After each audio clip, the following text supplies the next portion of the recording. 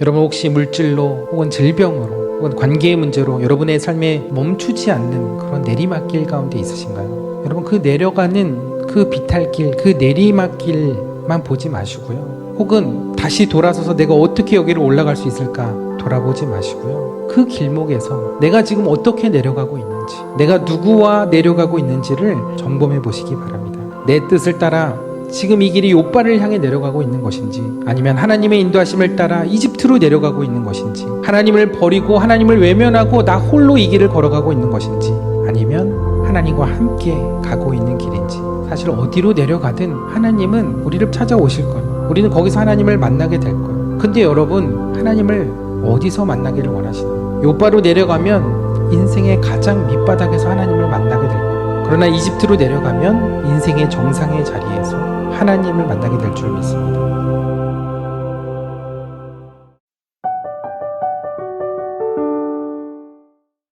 어제부터 이제 날씨가 이제 확 가을 날씨로 바뀐 것 같습니다.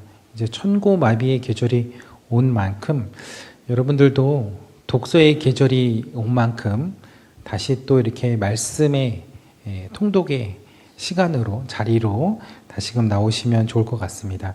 저희가 지금 소선지서 구약의 이제 막바지 책들을 이제 함께 통독해 나가고 있는데요. 얼마 전에 그저께 요나서를 읽었죠. 그래서 그 요나서의 말씀을 이번 주와 다음 주에 이제 함께 이제 나누려고 합니다. 이 통독의 스케줄에 따라서 이렇게 말씀을 나누고 있는데요.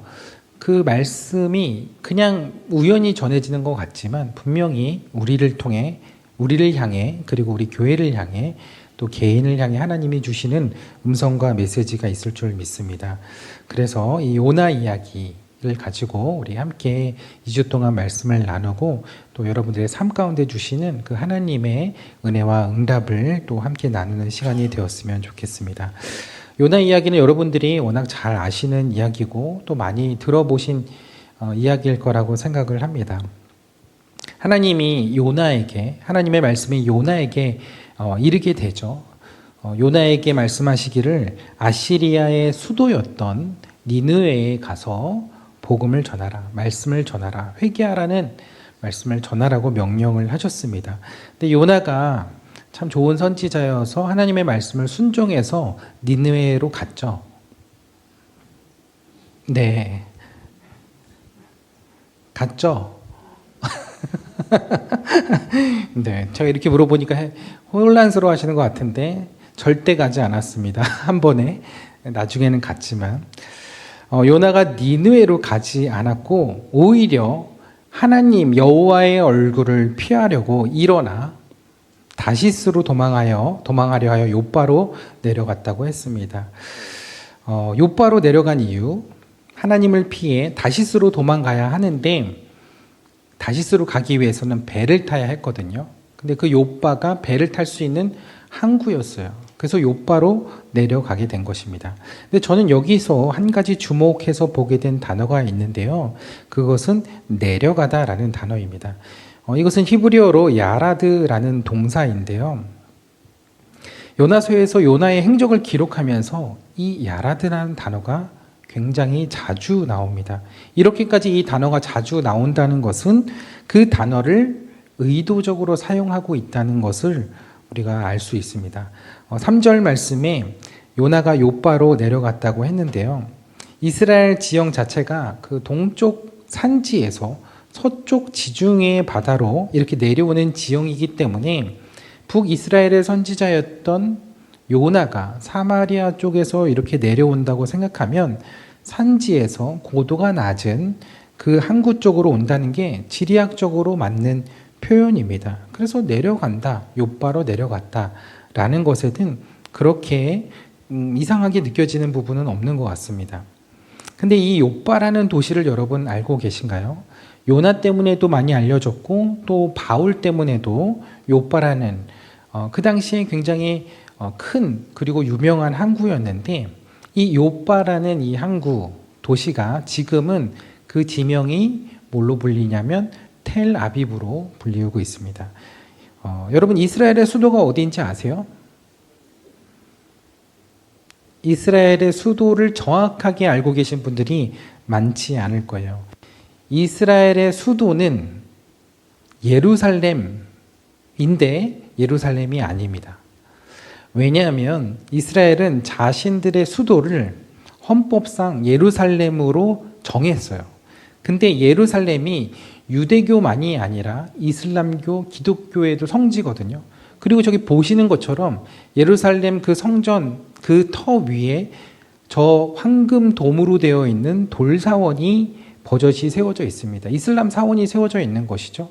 그러니까 저기는 아주 오랫동안 팔레스타인인들이, 이슬람 사람들이 2000년 동안 이곳에서 정착하고 거주하던 곳이고, 게다가 여기는 무슬림들의 성지이기도 했다는 거죠.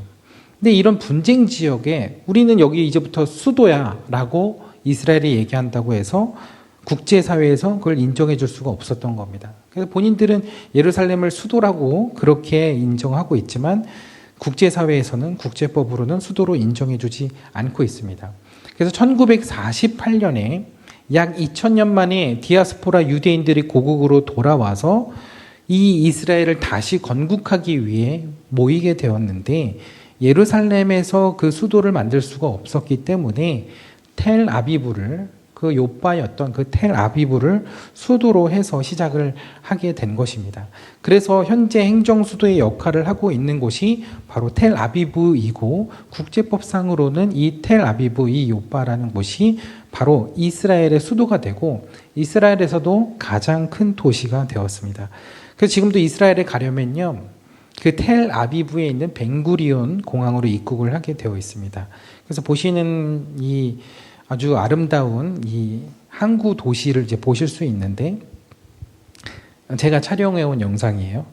이곳이 바로 요나가 하나님의 명령을 피해서 배를 탔던 요바이고, 항구 도시였기 때문에 많은 무역이 거래가 됐고 또 많은 사람들이 오갔던 그런 곳이라고 할 수 있습니다. 요나가요, 이곳에서 멀리 가기 위해서, 다시스로 가기 위해서 배를 타려고 이곳에 온 것입니다.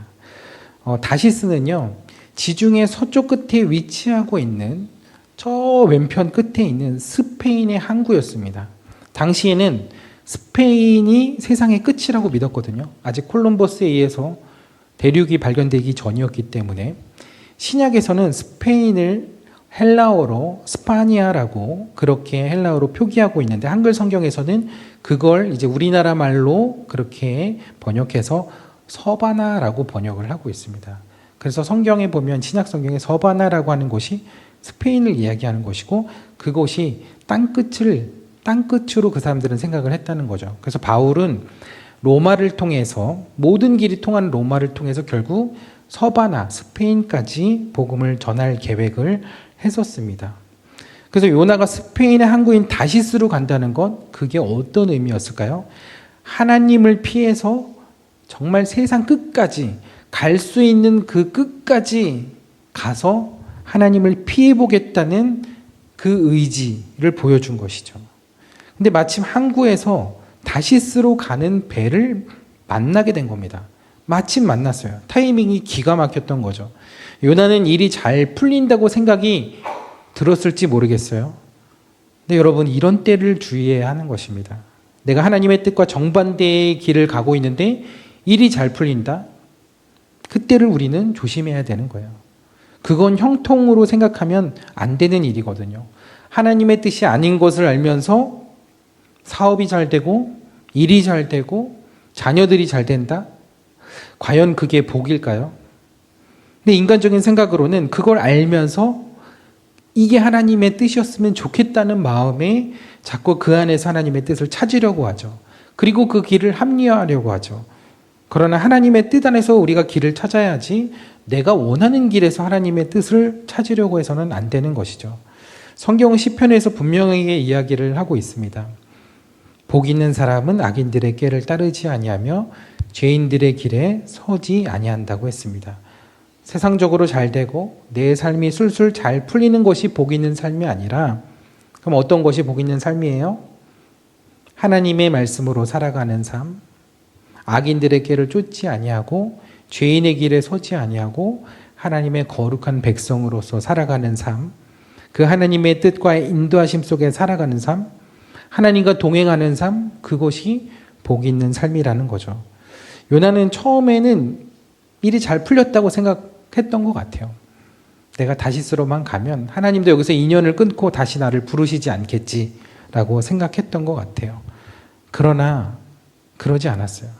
하나님은 끝까지 요나를 찾아가시고 따라가셨어요. 그런데 요나의 삶은요, 그때부터 멈추지 않는 내리막길이 시작이 됩니다. 1장 3절 말씀을 다시 보면요, 요나가 뱃삭스를 주고 배에 올랐다고 했는데요. 이게 뭐 이상할 것이 없는데 히브리어 성경을 찾아보니까 배에 올랐다고 하는 이 단어가 야라드라는 단어를 쓰고 있습니다. 이 단어를 어디서 본 것 같죠? 조금 전에 요나가 요바에 내려갔다고 했을 때 쓴 단어가 이 야라드라는 단어입니다. 우리는 보통 배에 오른다고 표현을 하죠. 근데 특이하게도 히브리어 성경에는 배에 내려간다, 야라드라는 단어를 썼다는 것입니다. 그래서 영어 성경에도 보니까 킹 제임스 버전 성경에는 He went down into it. went down. 요나가 배로 내려갔다고 표현을 하고 있습니다. 킹 제임스 버전 성경이 이 원어의 뉘앙스를 잘 번역을 한 것인데 NIV, 현대어로 번역한 NIV 성경에서는 이것을 aboard라고 번역을 했어요. 우리말로는 승선하다라는 뜻이죠. 이 말은 내려간다는 그 의미와 뉘앙스는 사라진 번역이죠. 어쨌든 요다는 요바로 내려간 겁니다. 그리고 배로 내려갔다는 거예요. 배에 오른 것이 아니라 배에 내려갔다는 거예요. 그러면 그렇게 이해할 수 있는 거 아닌가요? 배에 그 밑창, 밑간판에 내려간 거 아니냐? 아니요, 그런 표현이 아닙니다. 여러 성경들의 번역본을 보면 이건 배에 탄 게 분명해요. 근데 배에 탔다는 것을 히브리어 성경은 배로 내려갔다라고 이야기를 하고 있는 것입니다. 그렇게 배에 타게 된 요나는 마음이 좀 놓였던 걸까요? 배가 출발하기만 하면 하나님의 손에서 벗어날 수 있다고 생각했던 것인지 그 긴장을 풀고 그는 배의 가장 밑칸으로 내려가 깊은 잠에 빠지게 되었다고 했습니다. 성경에 보니까 요나는 배를 타고 배의 밑층으로 내려갔다고 하는데 바로 여기가 바로 밑층으로 내려간 이야기가 여기에 나오고 있습니다. 근데 여기에서도 이 내려간다는 히브리어가 무슨 단어로 쓰였을까요? 야라드라는 단어로 사용되었다는 겁니다. 이제 조금 눈치가 채셨을지 모르겠어요. 요나서는 하나님의 말씀에 반하여서 하나님을 피해서 가고 있는 그 요나의 행적을 의도적으로 내려가고 있다라고 표현하고 있다는 거죠. 아직은 동의하기가 어려우신 표정들인데 요나가 어디까지 내려가는지 우리가 한번 보면 좋을 것 같아요. 배의 가장 밑칸으로 내려가서요. 세상 모르고 자고 있던 요나였는데 배 위에서는 난리가 난 거죠. 예상치 못했던 그 폭풍으로 인해서 자기 신을 막 부르고 배를 가볍게 하려고 그 가운데 있던 물건들을 다 내던지고 사실은 그 배에 있는 물건들이 어떻게 하면 무역을 하고 거래를 하기 위해 실은 많은 짐들이 있었을 텐데 그 귀한 것들을 다 저렇게 내던져 버린 거예요. 근데 그런 일이 있는지도 모르고 요나는 세상 모르고 그렇게 잠을 자고 있었던 것이죠. 근데 성경은 그 폭풍을 일으키신 분이 누구냐? 바로 하나님이시라고 이야기를 하고 있습니다. 공교롭게도 그 바람을 바다 위로 보내신 것이 아니라 내리셨다고 했어요. 여기서 내리다는 히브리어로 무슨 단어를 썼을까요? 네, 그렇게 대답하실 줄 알았습니다. 야라드 아닙니다. 이거는 해토리라고 해가지고 토리라는 어근에 내던지다라는 전혀 다른 단어입니다. 내려가다라는 단어는 요나에게만 사용된 것이지 하나님에게는 쓰이지 않았어요. 여러분 정신 잃지 말고 잘 들으셔야 됩니다. 폭풍을 만나 배가 요란하게 흔들리고 있었을 때요. 요나는 세상 모르고 잠을 자고 있었죠. 선장은 그런 요나에게 가서 이렇게 이야기를 합니다. 자는 자여 어찌함이냐 일어나서 내 하나님께 구하라. 네, 여러분 이런 급박한 상황에서 너무 점잖게 깨우는 것 같지 않나요? 지금 배가 막 부서질 위기에 있는데 자는 자여 어찌함이냐 이렇게 부른다는 게 좀 너무 신사적인 것 같아요. 역시 마더로스 선장님이신 것 같아요. 이런 상황에서는 그냥 그렇게 부르는 게 아니라 요나를 발로라도 그냥 걷어차서 이 사람아 지금 맘 편히 잠이 와? 일어나 보시오. 그리고 어떻게라도 좀 해보시오. 당신이 믿는 신에게라도 빌어보시란 말이오. 현실에서는 막 이렇게 소리치고 그러지 않았을까요? 지금 제 소리 졸고 있다 깨신 분 없으시죠? 일어나시오. 네. 근데 참 희한해요. 요나는 마치 이 상황을 예상이라도 했다는 듯이 아주 태연하게 이야기를 합니다.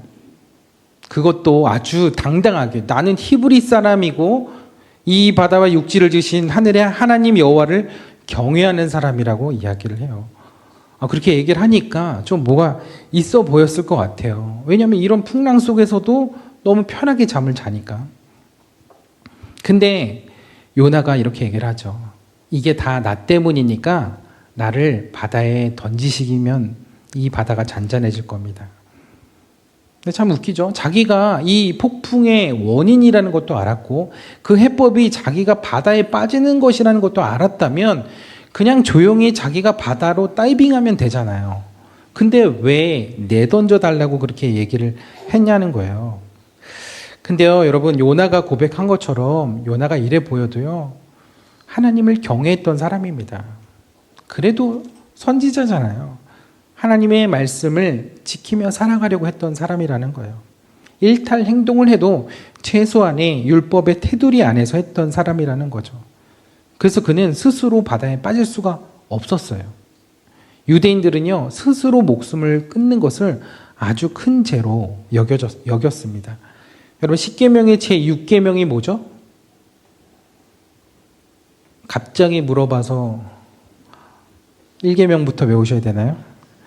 네, 6계명은 살인하지 말라는 계명이죠. 근데 여기서 살인의 대상이요, 타인만이 아니에요. 이건 자신에게도 해당되는 거거든요. 그래서 유대인들이 율법을 지키기 위해 율법으로만 온전히 규정을 지키기 위해서 만든 그 미드라시 안에 할라카라는 게 있는데요. 그 율법서에 보면 자살한 사람들은 유대인들의 장례의식, 케차짜라고 하는 장례의식도 치러지지도 않고요. 그리고 공동묘지에도 가장 끝자리에 아주 불명예스럽게 묻히게 되어 있었습니다. 그러니 요나는 그 율법에 따라서 차마 스스로 바다에 빠져서 목숨을 스스로 끊지 못하고 선원들에게 자신을 내던져 달라고 했던 것이죠. 결국 그렇게 요나가요, 사람들에 의해 바다로 던져지게 되는데요. 그리고 나니까 바다가 정말 잔잔해졌어요. 저는 이 장면을 통해 바다가 잔잔해진 것보다 더 놀라운 사실을 발견하게 되었는데요. 바다가 잔잔해지고 나니까 그 배에 타고 있던 사람들이 모두 하나님을 믿게 되었다는 거예요. 죽음의 바다로 던져진 건 요나였는데 만약 이 일이 없었다면 정말로 죽게 될 사람들은 하나님을 모르는 이 사람들이었을 거예요. 조금 전까지만 해도 다른 신들에게 자신의 목숨을 위해 기도했던 그 사람들, 방금 전까지만 해도 우상을 섬기며 절하던 그 사람들을 하나님은 이 사건들을 통해서 다 구원해 주신 거예요. 지난 설교에서 제가 그런 말씀을 드렸어요. 하나님이 포기하신 구원의 현장은 없다. 그런데요, 하나님이 포기하신 구원의 대상도 없어요. 그 어떤 사람도 하나님은 구원하기를 원하신다는 거예요. 근데 우리는 저 사람이 예수를 믿을까? 저 사람이 과연 교회를 나올 수 있을까? 근데 그건 우리의 생각이죠. 그건 우리가 제안하는 것이죠. 디모데전서 2장 4절에 보면요, 하나님은 모든 사람이 구원을 받으며 진리를 아는 데 이르기를 원하신다고 했어요. 어떤 사람이 아니고요, 모든 사람이 구원을 받으며 진리를 아는 데 이르기를 원하신다는 거예요. 이것은 하나님의 선포이고 하나님의 의지인 거예요. 요나가 그렇게 하나님을 피해서 내려가고 또 내려가는 그 과정을 통해 하나님은 요나가 그 하나님의 이런 마음을 알기를 원하셨던 것 아닐까요?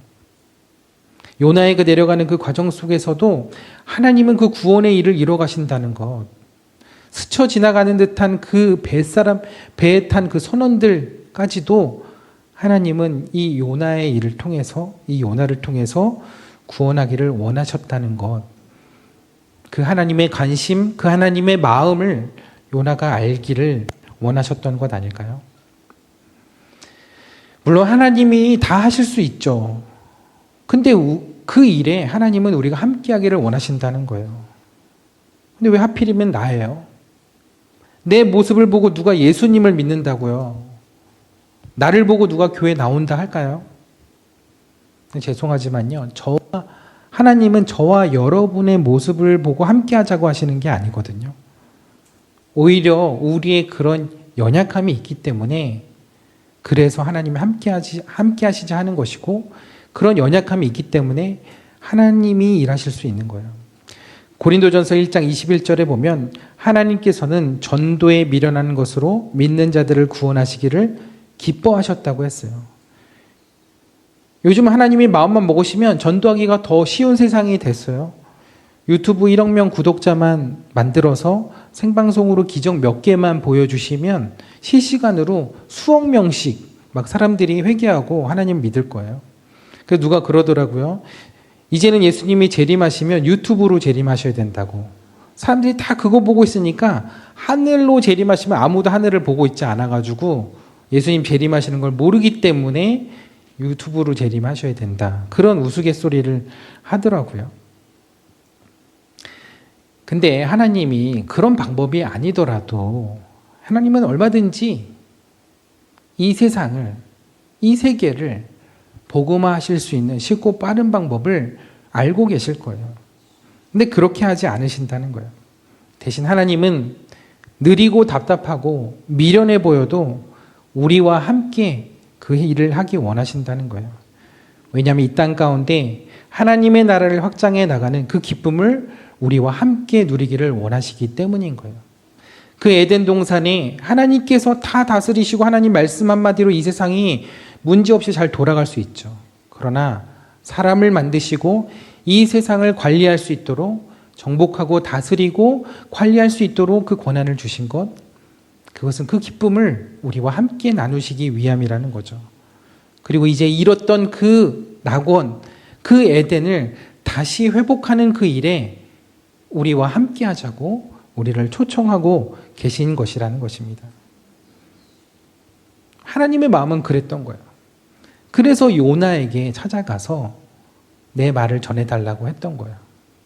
요나가 아니어도 전할 사람 많아요. 요나가 아니어도 니느웨를 하나님을 깨닫게 할 수 있는, 하나님께 회개할 수 있는 여러 가지 방법들이 있을 거예요.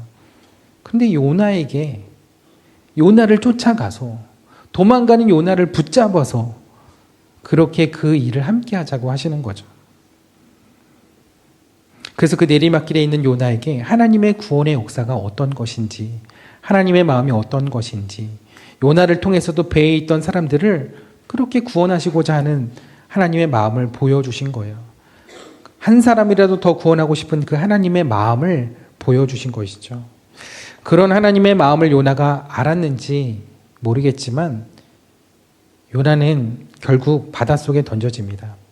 그리고 깊은 바닷속으로 가라앉게 되죠. 어쩌면 그것이 요나의 영적인 상태였을지도 몰라요. 요나는 하나님의 말씀을 멀리하여 요바로 내려갔고, 배로 내려갔고, 그리고 배의 가장 밑칸으로 내려갔으며 이제는 바닷속 깊은 곳으로 한없이 내려가고 있었습니다. 그건 더 이상 하나님의 부르심에 대한 소명도, 그리고 맡겨주신 사명도 그의 모습처럼 침체되고 가라앉고 있었던 거예요. 2장 5절 말씀에 보니까 요나가 이렇게 고백을 합니다. 물이 나를 영혼까지 둘러싸우며 깊음이 나를 에워싸고 바닷불이 내 머리를 감쌌나이다. 그리고 6절에 이렇게 이야기를 해요. 내가 산의 뿌리까지 내려갔사오며. 갑자기 바다에서 왜 산이 나올까요? 사실 산이 수면 위로 올라와 있는 부분보다 바다 아래 잠겨 있는 부분이 더 깊은 경우가 많거든요. 그냥 섬을 생각해 본다고 하면 깊은 바다의 섬이 바다 밑에 나와 있는, 바깥에 나와 있는 모습보다 그 바다 밑에 잠겨져 있는 모습이 더 깊고 많다면 그게 산의 뿌리인 것이죠. 그래서 그 바다 아래 산의 뿌리까지 내려갔다는 것은 바다 깊은 곳까지 그렇게 내려갔다고 표현을 하는 거예요. 근데 여기서 산의 뿌리까지 내려갔다는 표현이 나오죠. 여기서 내려가다는 히브리어로 뭘까요? 이 정도 되면 이제 눈치가 있으셔야 되는데, 네, 야라드라는 단어를 계속 쓰고 있습니다. 요나는 계속 내려가고 있는 거예요. 아직도 내려가고 있는 거예요. 요나가 더 내려가야 할 곳이 있었을까요? 요나가 바다에 빠지자 하나님이 예비하신 큰 물고기가 와서 그를 삼켰습니다. 이 고기가 고래인지는 알 수 없어요. 우리가 상식적으로 사람을 삼키고 또 사람이 그 안에서 며칠을 버티고 지내려면 저 정도 고래의 크기는 되어야 된다고 생각을 해서인지 대부분의 그런 상상도와 그림이 저런 고래의 그림으로 그려지는 경우가 많은 것 같아요. 그러나 성경에는 그것이 큰 물고기였다라고 하고 있고 그게 뭐 고래였는지 아니었는지는 알 수가 없습니다. 사실 그건 중요하지 않거든요. 중요한 건 요나가 밤낮 3일을 그 물고기 뱃속에서 지내게 되었다는 거예요. 여러분, 그 물고기의 뱃속 안이 얼마나 깜깜했을까요? 그리고 얼마나 숨이 막혔을까요? 상상할 수 없는 공포와 두려움이 있었을 겁니다. 여러분, 바다에 빠지면 왜 죽는지 아세요? 제가 해군에서 군목 생활을 했었잖아요. 해군 해병대에서. 바다에 빠졌을 때 살아남는 수영법을 생존 수영법이라고 얘기를 합니다. 근데 거기서 제일 중요한 건 뭐냐면 바다에서 체온을 뺏기지 않는 거예요. 체온을 뺏기면 저체온 쪽으로 의식을 잃고 바닷속으로 들어가서 그래서 익사하게 되는 거거든요. 물론 수영 못한 사람은 처음부터 물 많이 마시고 그렇게 익사하게 되겠지만 보통은 수영이 자신 있는 사람도 몇 시간을 버티지 못하고 저체온 쪽으로 그렇게 죽게 되는 겁니다. 아마 어쩌면 요나도 그런 생존 수영을 배우지는 않았겠지만 어느 정도 바다에 들어가면서 그런 각오는 했을 거예요. 그리고 바다에 들어가서 내가 얼마 버티지 못하고 의식을 잃고 그리고 바다로 깊이 들어가겠지. 오히려 고통이 좀 덜했을지도 모르겠어요. 의식을 잃으면. 그 타이타닉이라는 그 영화에 보면 그 사람들이 바다에 빠져서 익사해서 죽은 게 아닙니다. 다 그 추운 바다, 그 얼음 바다에서 저체온증으로 다 죽은 겁니다. 오히려 근데 그게 덜 고통스러웠을지 모르겠어요. 근데 하나님은 요나가 바다에 빠지자마자 큰 물고기로 삼키게 하신 거예요. 생각지도 못한 물고기의 뱃속이 자신의 무덤이 된 거예요. 생각지도 못한 그 고통과 그 캄캄함이 그에게 더 들이닥친 것이죠. 그래서 요나가 그곳에서 자신도 모르게 하나님을 향한 그 기도가 터져 나오게 됩니다. 그렇게 물고기 뱃속에서 절실히 기도하는 내용이 쭉 나오게 되는데 그게 바로 오늘 우리가 읽은 2장의 말씀이에요. 2장 2절의 말씀에 보니까 요나가 물고기 뱃속에 들어가서 기도를 하는데요. 자신이 스올의 뱃속에 들어왔다고 그렇게 이야기를 합니다. 여러분, 스올은 지옥 혹은 음부를 얘기합니다. 그래서 성경에서는 스올로 내려간다. 이게 지옥에 내려갔다는 거, 음부로 내려갔다는 그런 표현인 거예요. 그런데 성경에 나오는 이 스올을 얘기할 때 꼭 스올로 내려갔다라는 표현이 굉장히 많이 나옵니다. 이런 표현이 정말 많이 나와요. 이 말씀들에 나오는 내려가다라는 표현, 히브리어는 무슨 단어를 썼을까요? 야라드. 하나도 예외 없이 모두 야라드라는 단어를 사용하고 있습니다. 요나는요, 하나님을 피해 욥바로 내려갔고요. 다시스로 가는 배로 내려갔고요. 그리고 배의 가장 밑칸으로 내려갔으며 산의 뿌리, 즉 바닷속 깊은 곳으로 내려갔으며 그리고 물고기 뱃속인 스올까지 내려가게 된 것입니다. 내려가고 내려갔으며 내려가고 내려갔고 그리고 내려가게 됐다는 것이죠. 몇 번 내려갔어요? 5번. 이제 정말로 더 내려갈 곳이 없는 그 밑바닥을 경험하게 된 거예요. 그런데 거기서 하나님을 만나게 된 거예요. 그토록 피해 다녔던 그 하나님을 그 밑바닥에서 찾게 된 거예요. 하나님과 대화도 하기 싫고 하나님의 음성을 듣기도 싫었는데 거기서 하나님께 기도하고 내 기도를 하나님께서 들으신다는 그 믿음의 고백을 거기서 하게 된 것입니다. 사랑하는 여러분, 우리 인생이 때로는 그런 멈출 수 없는 내리막길 가운데 있을 때가 있습니다. 우리 스스로 멈출 수가 없어요. 내려가는데 계속 내려가요. 내려가는데 또 내려가요. 내 삶의 어려움과 힘듦이 여기서 더 할 수 있을까? 근데 더 바닥 밑에 바닥이 있는 거예요.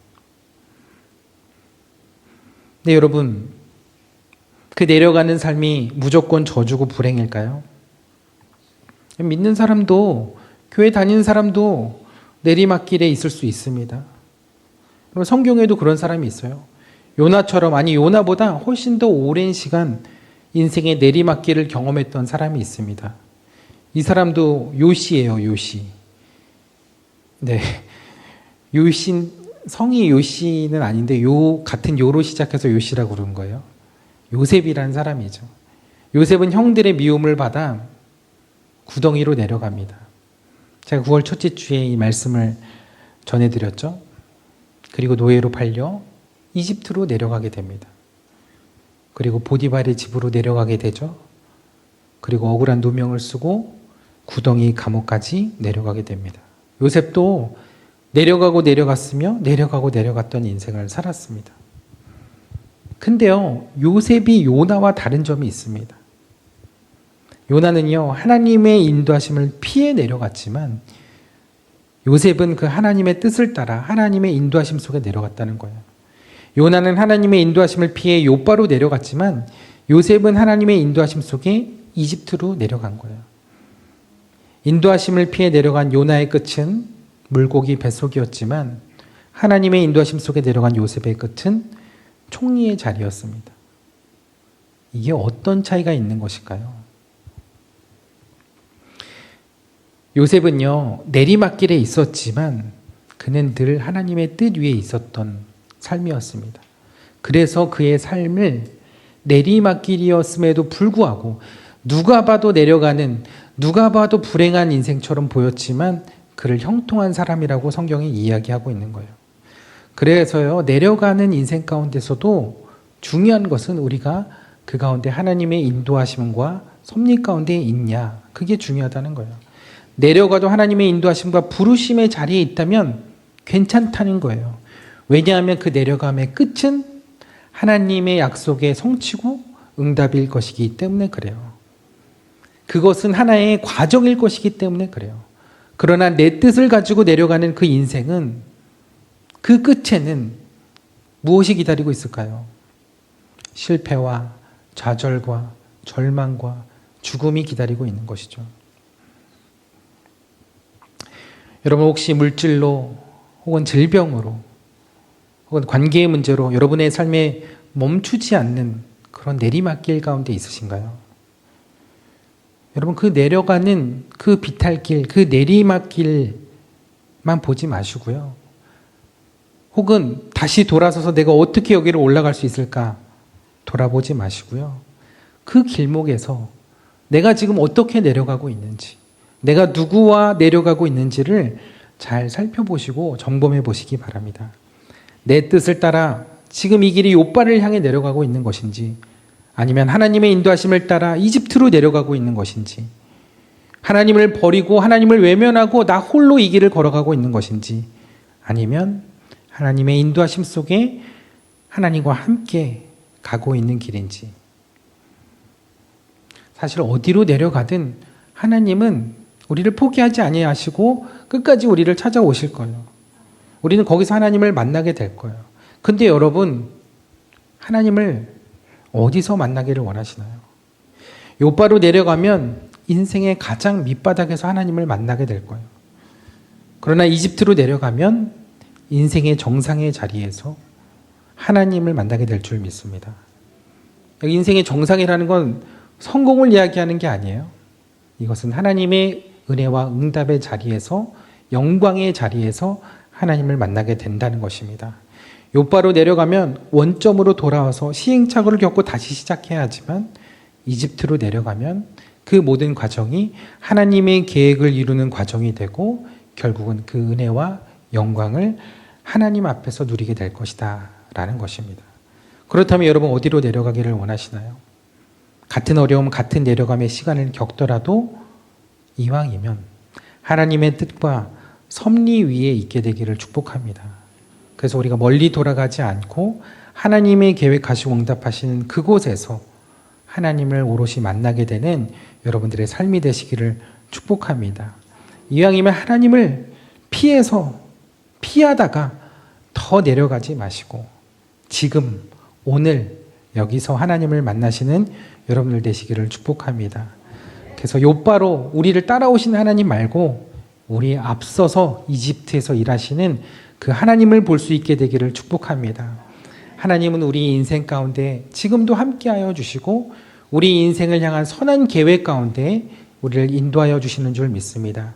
우리를 통해서 그 하나님의 일에, 하나님께서 하시고자 하는 그 하나님의 소원에 우리를 동참시키기를 원하시고 우리를 이곳 가운데 또 부르고 계신 줄 믿습니다.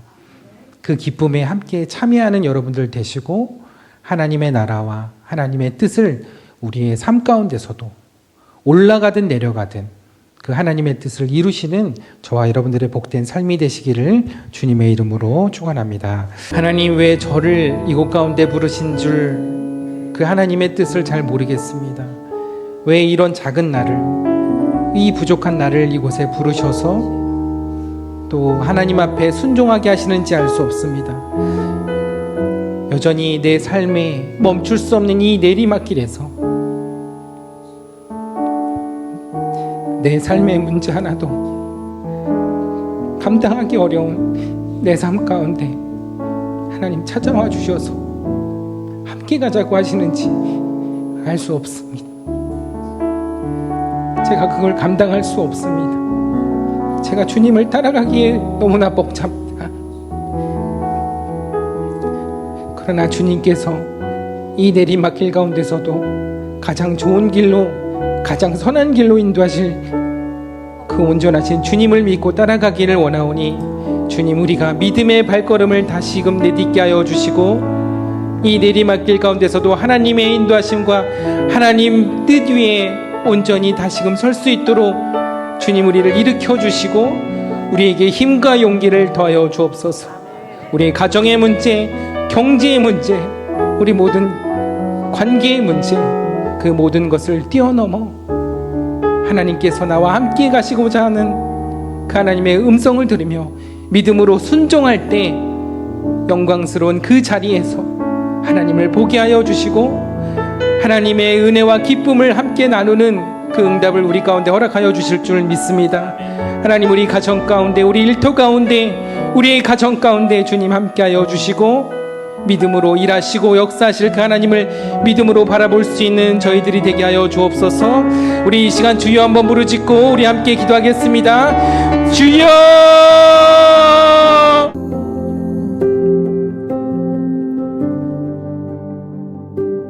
When I wake, I know you are with me. In the dark, I can almost see you clearly. Every day, you're singing over me.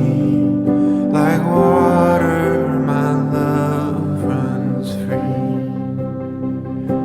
Oh, there is nothing like your love. There is nothing and no one above. Oh, come be with us, Holy One.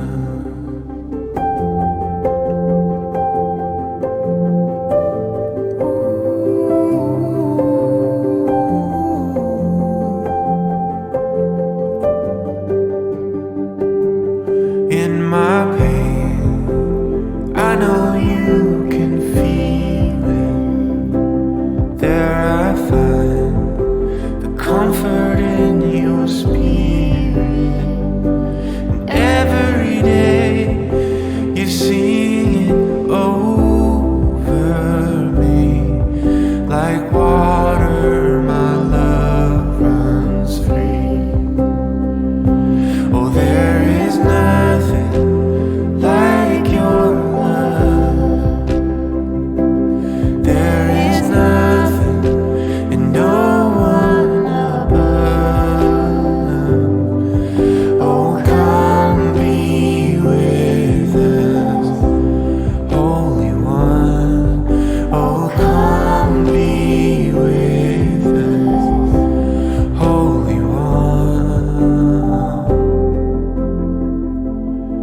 anywhere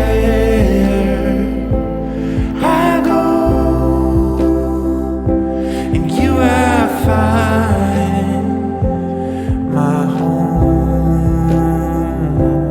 Anywhere I go, in you I find my home. There is none